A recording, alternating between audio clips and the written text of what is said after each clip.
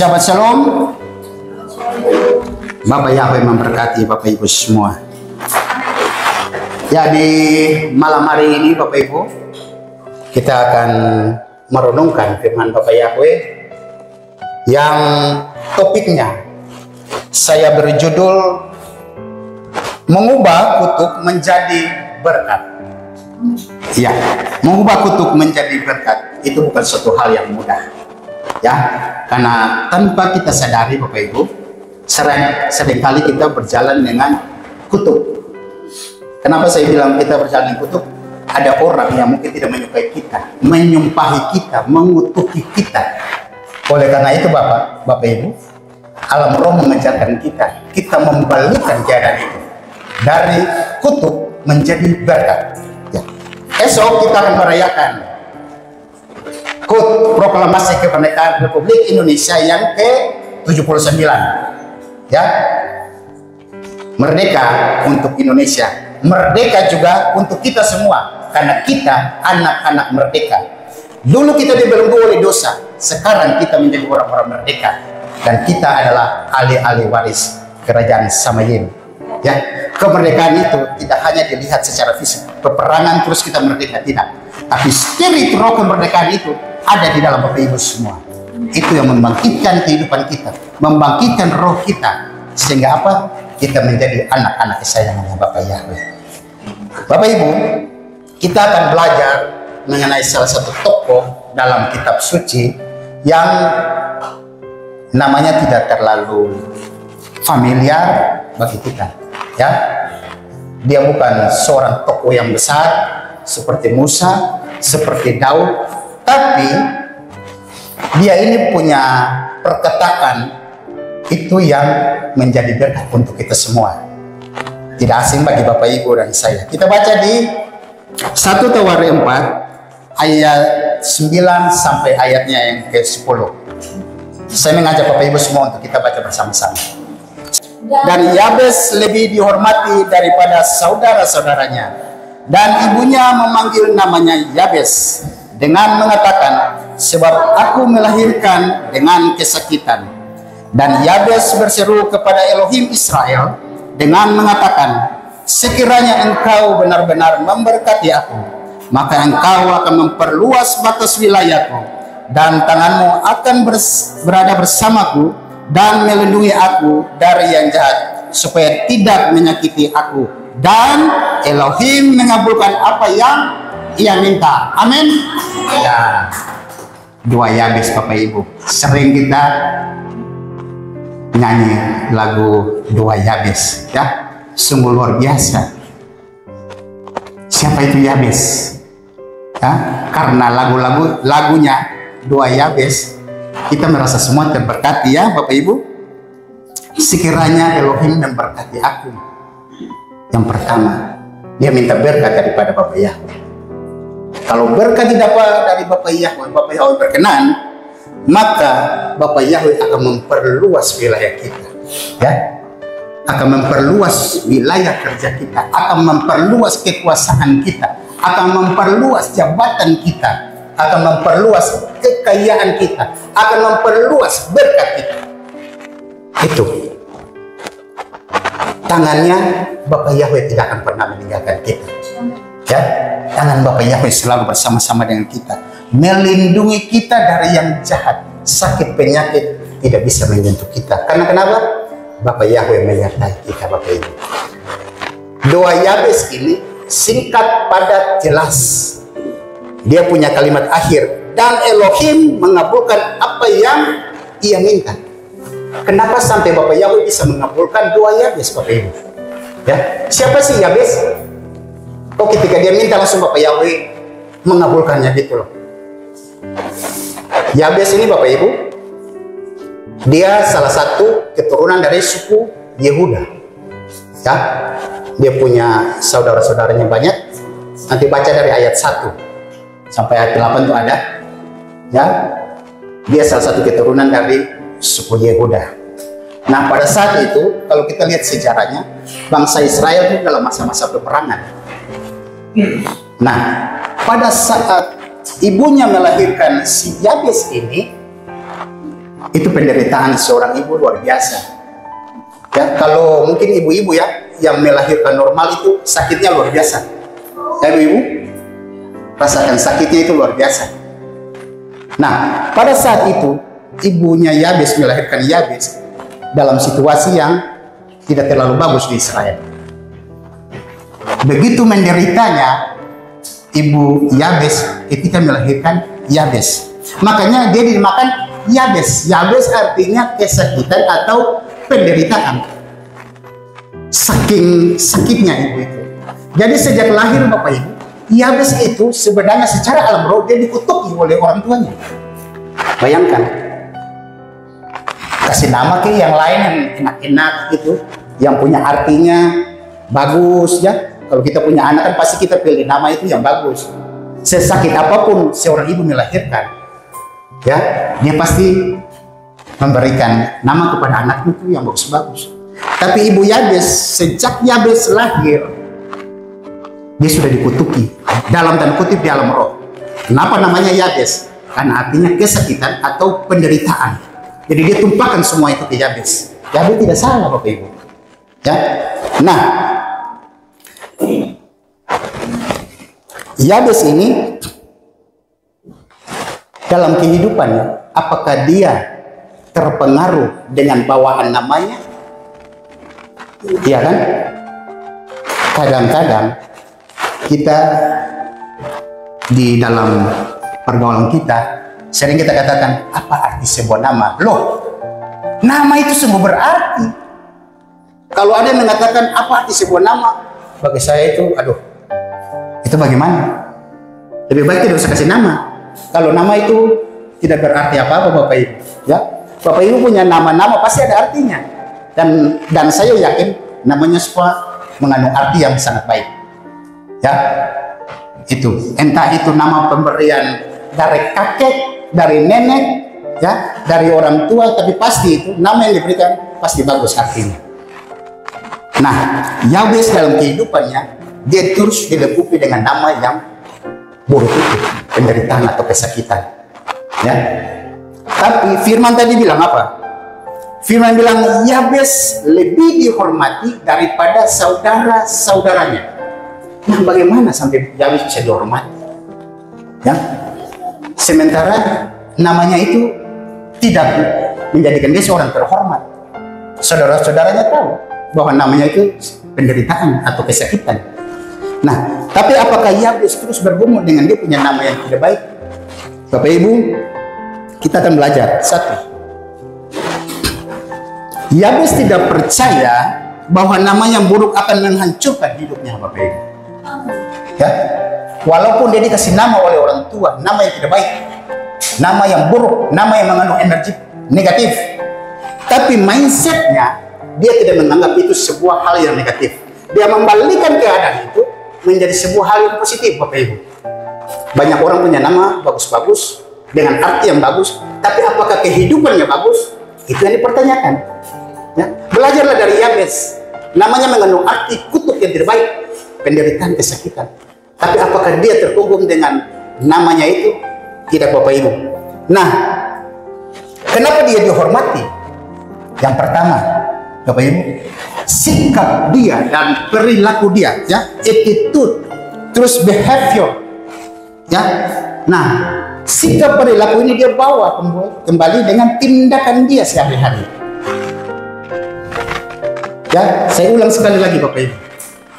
Sikap dan perilaku Yabes membawa dia dengan tindakan dia, karakter dia setiap hari, sehingga dia dihormati oleh saudara-saudaranya. Bapak Ibu, kalau kita punya nama bagus, ya, wajah ganteng, wajah cantik, ya, tapi kalau kelakuan kita tidak bagus, tidak cantik seperti nama kita, wajah kita, apa gunanya Bapak Ibu? Apa yang mau orang lihat dari kita? Apa yang orang mau lihat Bapak yang dari kita? Tidak ada Bapak Ibu. Yang ada sumpah ikut belakang. Ya.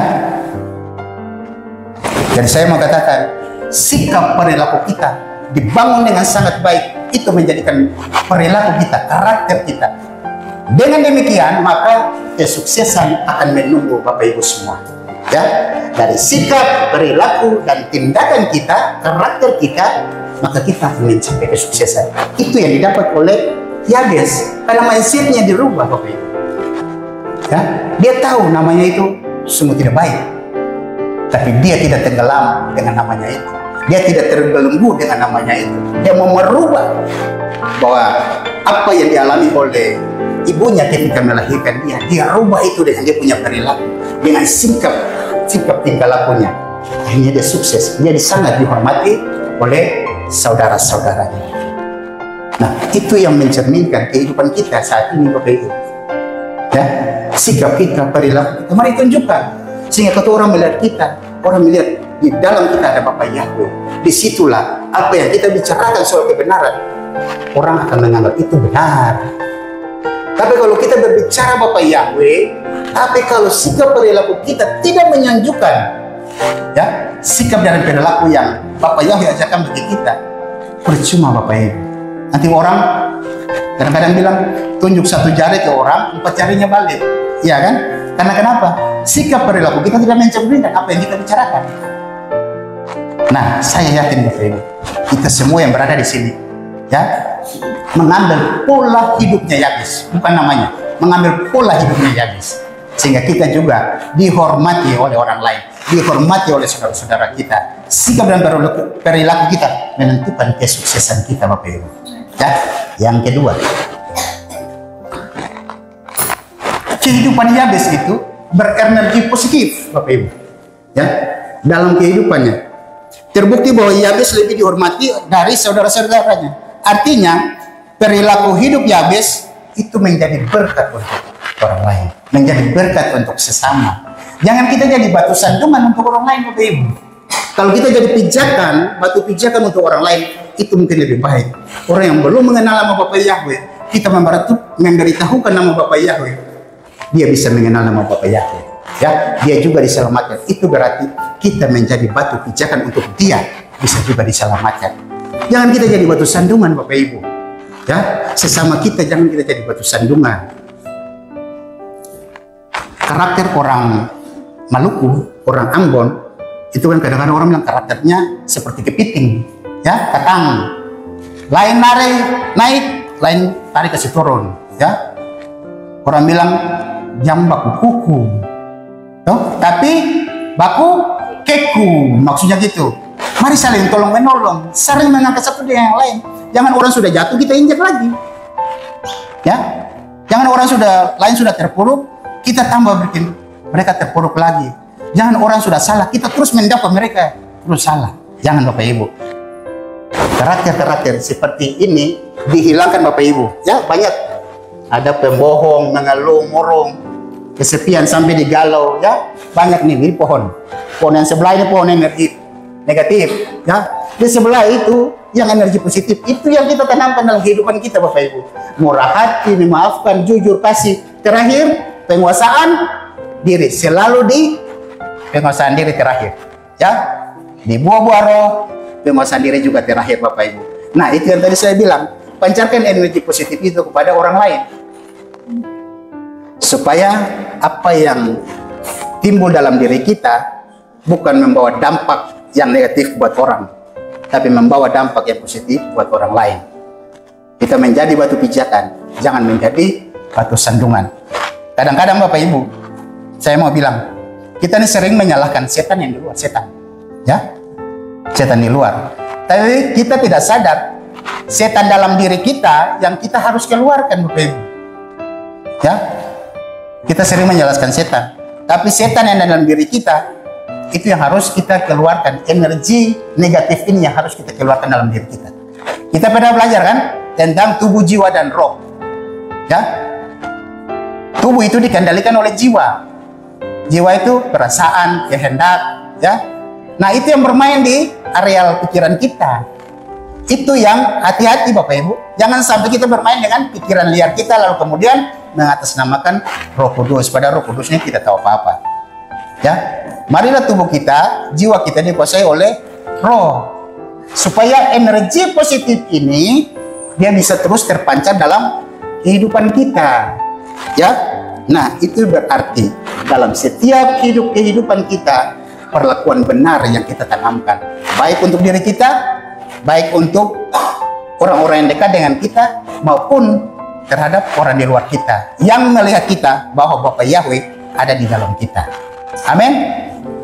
Kita lanjut. Yang ketiga, dalam kisah ini tidak diceritakan bahwa Yabes itu menderita, Bapak Ibu, tetapi malah dihormati melebihi saudara-saudaranya. Artinya, dia menjalani hidup ini dengan hati-hati dan memperlakukan orang lain dengan baik, Bapak Ibu. Ya, bagaimana kita memperlakukan orang lain dengan baik? Yang pertama, selalu berbuat baik dengan menerapkan sopan santun. Ya, kalau kita masuk di satu gang, dulu ya, ditulis itu, Anda sopan kami segan. Ya, Anda tidak sopan keluarnya babak belur. Ya Bapak Ibu, ya kan?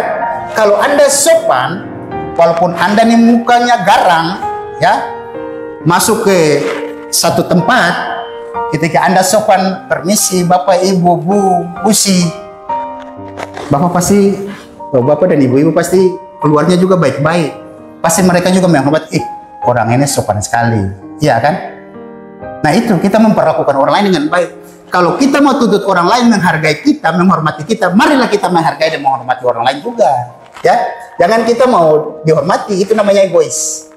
Kita juga wajib menghormati orang lain, menghargai orang lain. Kita sopan, anak kecil sampai orang besar pasti juga akan menghargai kita. Nah, perilaku kita kepada orang lain sopan santun, ya, supaya kesopanan dan kesantunan kita dari dalam keluarga itu bawa keluar pun orang tidak akan pernah ngapa-ngapain kita. Ya, yang kedua, tidak melakukan diskriminasi terhadap orang lain. Diskriminasi artinya gini, jangan ketemu pilih kasih, ya, jangan kita pilih kasih Bapak Ibu. Kepada semua orang kita berlakukan sama. Ya, dunia ini dunia yang tidak adil. Mau itu pengadilan dimanapun tidak akan pernah mendapat keadilan yang hakiki. Keadilan yang hakiki cuma di dalam Bapa Yahweh saja. Ya, pengadilan terakhir itu yang akan mengadili siapa yang salah, siapa yang benar. Kalau di dunia orang salah bisa jadi benar, orang benar bisa jadi salah. Iya kan? Diskriminasi pasti terjadi, rasisme pasti terjadi. Ya itulah kehidupan di dunia. Mau bikin bagaimana? Ya, semua dipenuhi dengan kehendak bebas. Anda punya uang, kita hormati. Anda tidak punya uang, kita tidak hormati. Iya kan? Begitu Bapak Ibu, kehidupan di dunia ini. Anda punya harta banyak, Anda juga pasti dihormati. Ketika Anda terpuruk, orang lain juga tidak menghormati Bapak Ibu. Ya kan? Ketika Anda sementara berjaya, sementara ada di atas, perlakukanlah orang lain dengan baik. Ya, supaya ketika tidak punya apa-apa lagi, orang lain pun masih tetap menghargai Anda. Ya, kehidupan kita memperlakukan orang lain dengan baik. Jangan ada diskriminasi, jangan ada pilih kasih. Ya, perlakukan semua orang itu sama, karena semua orang itu miliknya Bapa Yahweh. Ya, dia mau menyembah Bapa Yahweh atau tidak menyembah Bapa Yahweh, semua sama di mata Bapa Yahweh. Adalah makhluk ciptaan Bapa Yahweh yang paling mulia. Yang berikut, menerima perbedaan pendapat dari orang lain. Ya, kita mari berusaha untuk menerima masukan orang lain, kalau itu baik untuk diri kita. Jangan menganggap teguran, nasihat itu sebagai hal yang negatif, bahwa oh ini karena dia tidak suka saya, lalu kemudian dia tegur saya ulang-ulang. Jangan. Menerima pendapat orang lain, kalau itu bagus untuk diri kita, membangun iman kita, membangun kehidupan kita lebih baik, terimalah. Dan itu akan menjadi energi positif yang terus membesar dalam kehidupan Bapak Ibu. Ya, sehingga orang lain tidak akan bisa mencela Bapak Ibu semua. Nah, yang berikut, menjadi pendengar yang baik. Ya, ada yang bisa menjadi pendengar yang baik tidak? Pasti bisa, apalagi kalau teman dan teman mau curhat. Ya kan? Jadilah pendengar yang baik dulu. Mendengar apa yang orang lain sampaikan. Kalau memang Bapak Ibu bisa memberikan pendapat, pendapatlah yang baik, yang positif. Jangan kasih api, ya. Jangan tambah siram minyak, tapi kasih padam itu, mama dia lagi menggebu-gebu nih. Nah, mari jadi pendengar yang baik, lalu kemudian padamkan api itu supaya hatinya tenang. Nah, kita membawa berkat untuk orang lain. Ya, kita tidak menjerumuskan dia dengan pikiran yang jahat, tapi kemudian membawa dia keluar dari pikiran itu dan memperbaiki kehidupannya. Yang berikut, selalu berpikir sebelum berbicara. Saya tahu pasti sebelum kita berbicara, kita berpikir dulu. Kadang-kadang kata yang sudah keluar menyakiti orang lain tidak bisa kita cabut lagi. Ya, istilah gini, peluru kalau sudah ditembakkan dari senapan, tidak mungkin ketika dia lari terus kita bilang ini, ayo peluru balik, masuk lagi ke selongsong. Tidak mungkin. Ya, sudah mengenai orang, sudah menyakiti orang dulu, baru kita minta maaf. Terlambat Bapak Ibu, maaf boleh dapat, tapi marilah kita menjaga perkataan kita, karena perkataan kita itu mengandung kuasa. Ya, mama, jangan sampai marah anak-anak. Ya, kasih keluar kata-kata yang mengutuki tanpa disadari. Anak bodoh, ya, si itu memang kurang ajar, betul-betul anak kurang ajar, betul-betul anak bodoh. Ya kan, tanpa disadari alam roh itu tangkap Bapak Ibu. Ya, atau mungkin anak mau naik di atas meja nih, awas loh sih jatuh terguling-guling, ya kan? Itu mengutuki secara langsung, maksudnya baik, ya kan? Maksudnya melarang jangan naik. Pakailah kata yang lain, yang lebih positif. Jangan menyumpahi tanpa kita sadari bahwa kita sementara menyumpahi orang-orang dekat kita. Nah, mulut kita jaga Bapak Ibu. Ya, jadi berpikir dulu baru mengeluarkan kata-kata. Sebab kalau kata-kata mau ditarik lagi sudah susah kalau alam rohnya sudah tangkap.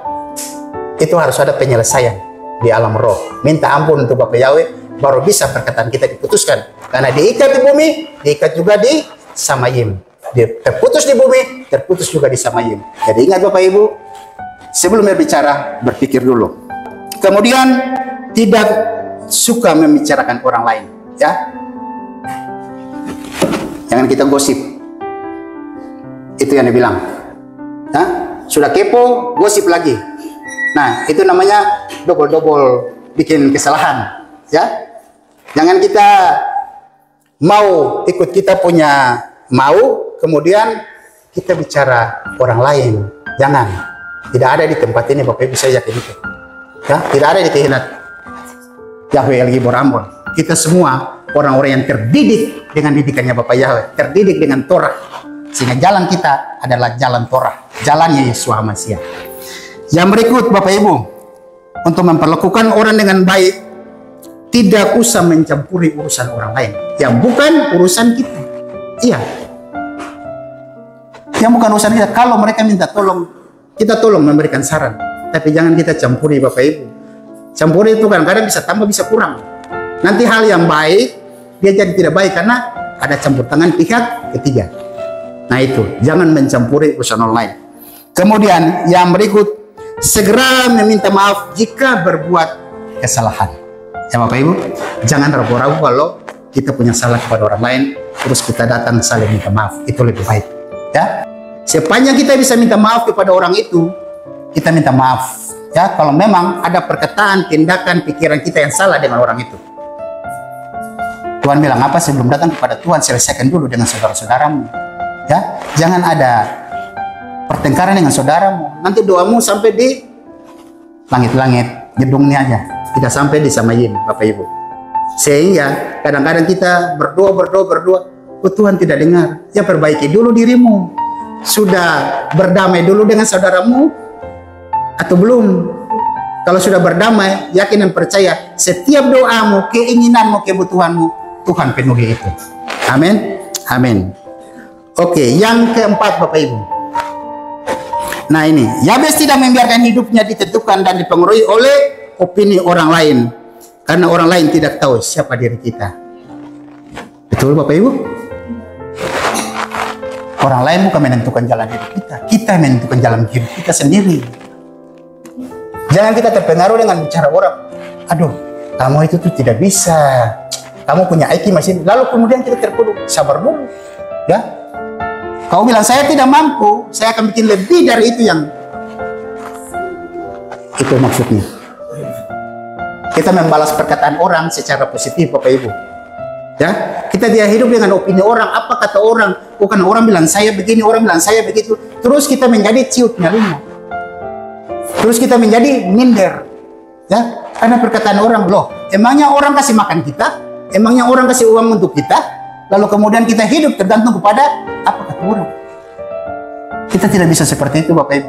Hidup kita ditentukan oleh diri kita sendiri. Karena diri kita lebih tahu diri kita sendiri. Ya, yang paling tahu kehidupan kita cuma Bapak Yahweh, bukan orang lain. Ya, suami kita, istri kita, anak-anak kita pun belum tentu tahu diri kita. Yang paling tahu diri kita, diri kita sama Tuhan, itu saja intinya. Ya, jadi kalau apa-apa, kemudian nanti dengar orang dulu, dengar sana, dengar sini, hidup Bapak Ibu bimbang. Ya, tidak akan menentu karena dengar sana, dengar sini, tidak ada punya satu pendirian. Ya, nah di situ kenapa gambarnya gini? Kalau ada orang nyinyir, senyumin aja. Ya, kalau ada orang nyinyir, tutup mata saja. Kalau ada orang nyinyir, tutup telinga dan tutup mulut. Ya, supaya jangan dengar apa-apa Bapak Ibu. Sebab kadang-kadang kalau kita buka mata, kita buka mulut, kita buka telinga, jiwa kita mulai main, kehendak perasaan kita mulai main, ya. Cemawa mulai naik diri, marah-marah mulai naik diri. Nah itu Bapak Ibu, orang tidak tahu dengan kita. Walaupun orang bikin kita, ya, acuh saja Bapak Ibu. Pembalasan bukan kita yang harus melakukan. Kalau kita pun mau membalas, kita bisa membalas Bapak Ibu. Kenapa tidak? Membalaslah dengan baik, ya. Balas kejahatan orang dengan kebaikan, ya, supaya orang lain tidak mendapat celah di dalam diri kita. Karena kadang-kadang setan itu pakai orang lain untuk mencobai kita. Nah, disitulah iman kita diuji. Apakah kita bisa lolos dari jeratan setan atau tidak? Kalau kita tidak lolos, itu akan dicatat di atas. Ya, lebih baik nama kita dicatat di buku kehidupan daripada di satu bukunya lagi. Sampai di atas, kalau timbangan gini, hakim memutuskan yang di sebelah kiri ini yang berat. Ya kan Bapak Ibu? Tapi saya yakin percaya Bapak Ibu, kita sudah punya tiket ke Samayim. Dan tidak akan tergantikan. Kita anak-anak raja, mahkota ada di kepala kita. Kita belajar 5 mahkota, ya. Itu sudah ada di kepala kita. Dan tidak akan bisa orang lain untuk mengambil mahkota itu dari kita. Tahan, pegang erat-erat mahkota itu, jangan sampai lepas Bapak Ibu. Oleh karena itu, kehidupan kita tidak ditentukan oleh opini orang lain, tapi kita yang menentukan jalan hidup kita sendiri. Nah, jalan hidup kita, kalau kita jalan kepada kebenaran, sudah pasti kita akan selamat. Tapi kalau kita tidak jalan sesuai dengan apa yang Tuhan kehendaki Bapak Ibu, jalannya pasti berseberangan. Ya, kita jangan dengar cerita dongeng, ya, bahwa nanti kalau di neraka itu, kan biasa kita cerita dengan cerita dongeng dulu. Di neraka itu nanti setan itu dia siksa manusia. Itu namanya pembohongan publik, ya. Kalau bahasa jurnalisnya pembohongan publik. Setan itu siksa manusia. Wong dia itu nanti disiksa sama-sama juga dengan orang yang binasa dengan dia. Bukan dia yang menyiksa orang. Enak sekali si setan, ya kan? Sudah dibuang, diberikan kesempatan untuk siksa orang lagi. Sudah siksa di dunia, di akhirat siksa orang lagi. Tidak Bapak Ibu, ya. Dia disiksa bersama-sama dengan para pemberontak yang memberontak terhadap Bapak Yahweh, ya. Kita akan pernah belajar perang Gog di tanah Magog, perang Harmagedon, dan perang Gog Magog. Kita pernah belajar itu. Nah, situasi dunia saat ini dia tidak akan pernah tenang lagi Bapak Ibu, ya. Bangsa mulai bangkit melawan bangsa, ya. Banyak orang yang mulai menjurus untuk membinasakan Israel. Kita jangan pernah mengutuki Israel Bapak Ibu, ya. Kita memberkati Israel. Ketika engkau mengutuki Israel, engkau akan juga terkutuk.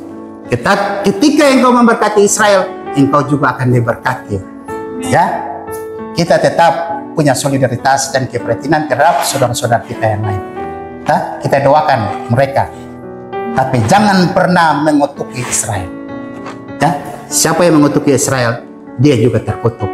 Karena Israel adalah anak kesayangannya Bapak Yahweh. Dia bangsa yang dipilih, Ya. Nah, dari kesemuanya ini Bapak Ibu, itulah yang membuat doa Yabes itu dikabulkan oleh Bapak Yahweh. Ya, dari 4 hal yang tadi yang saya bilang, itu yang membuat doa Yabes itu dikabulkan oleh Bapak Yahweh, sehingga dia dihormati oleh saudara-saudaranya. Dia minta dari Bapak Yahweh, dan Bapak Yahweh mengabulkan permintaannya. Hiduplah seperti Yabes, walaupun namanya tidak baik, mengundang aura yang negatif, tapi karena kelakuannya baik, kehidupannya baik, perilakunya baik, dia sukses, dia dihormati oleh saudara-saudaranya. Bapak Yahweh itu adalah Bapak kita, kita adalah anak-anaknya. Apa yang kita minta kepada Bapak Yahweh pasti akan dikabulkan. Di dalam Matius 7 ayat 7 sampai 8 dikatakan, mintalah dan ia akan diberikan kepadamu, carilah dan kamu akan mendapatkan, ketuklah dan itu akan dibukakan bagimu. Sebab barang siapa yang meminta, dia menerimanya, dan yang mencari, dia mendapatkan, dan bagi yang mengetuk, ia akan dibukakan. Bapak Yahweh adalah orang tua kita, kita adalah anaknya. Kalau orang tua dan anak, berarti itu gen kan ada, DNA-nya ada, kita pernah belajar, ya. Masakan seorang bapak, ketika kita minta roti atau kita minta ikan kemudian dikasih batu, apakah seperti itu? Tidak mungkin. Sesusah-susahnya orang tua, ketika anaknya meminta, dia akan berusaha untuk kasih makan anaknya. Ya, dia tidak mungkin ketika minta ikan atau minta roti, ambil batu nih makan, tidak mungkin. Sesusah-susahnya orang tua. Begitulah orang tua kita Bapak Yahweh. Ya, kalau kita minta dengan sungguh-sungguh, hal yang benar sudah kita lakukan, percaya Bapak Yahweh pasti akan mengabulkan. Sama seperti Bapak Yahweh mengabulkan apa yang Yabes minta. Ya, kadang kita terlalu terkungkum dengan persoalan kita sampai kita lupa Tuhan. Padahal Tuhan mau kita ambil waktu sedikit dengan Tuhan, berbincang-bincanglah dengan Tuhan. Ya, ada firman Bapak Yahweh, ada doa yang bisa kita panjatkan kepada Bapak Yahweh. Coba interaksi berbicara dengan Bapak Yahweh seperti itu. Pasti dia mendengar, ya. Karena di dalam persoalan kita, walaupun Bapak Yahweh itu masih menahan untuk menjawab, Bapak Yahweh ingin kita mengalami pengalaman-pengalaman iman yang luar biasa, tidak yang biasa-biasa saja. Ya, Bapak Yahweh ingin kita itu menjadi anak-anak yang luar biasa. Oleh karena itu, ketika ada persoalan yang kita hadapi, Bapak Ibu, kalau kiranya kita dapat berpikir bahwa ini lama sekali, bukan soal lamanya Bapak Ibu, tapi soal bahwa Bapak Yahweh akan memberikan sesuatu yang lebih luar biasa daripada hanya yang sekedar-sekedar saja. Ya, 2 minggu yang lalu kita kan pernah membahas tentang Maria dan Marta ketika mereka memberitahukan informasi bahwa Lazarus sakit. Tuhan Yesus tinggal 2 hari lagi tempat itu sampai Lazarus mati. Kalau dari jauh Tuhan Yesus bisa menyembuhkan Lazarus, tapi Tuhan Yesus mau dia datang dan dia membangkitkan Lazarus. Banyak mata yang memandang, itu luar biasa. Iman Marta dan Maria semakin bertumbuh, ya, tidak hanya standar-standar saja, tapi semakin bertumbuh. Karena itu Bapak Ibu, luangkan waktu untuk bersama-sama dengan Bapak Yahweh. Sering baca firman, sering berdoa, karena zaman sekarang ini berjaga-jagalah dan berdoalah. Si Satan itu seperti singa yang mengaum-ngaum. Jangan pernah lengah, jangan pernah kasih celah untuk si Satan, karena dia akan merusak, dia akan membinasakan kita. Di dalam Bapak Yahweh saja kita bisa dibungkusi. Ya, di dalam Bapak Yahweh ada perisai iman. Ya, ada perlengkapan senjata Elohim. Itulah modal kita untuk menghadapi kehidupan dunia ini. Demikian firman Bapak Yahweh. Bapak Yahweh memberkati kita semua. Mari kita tunduk kepala dan berdoa.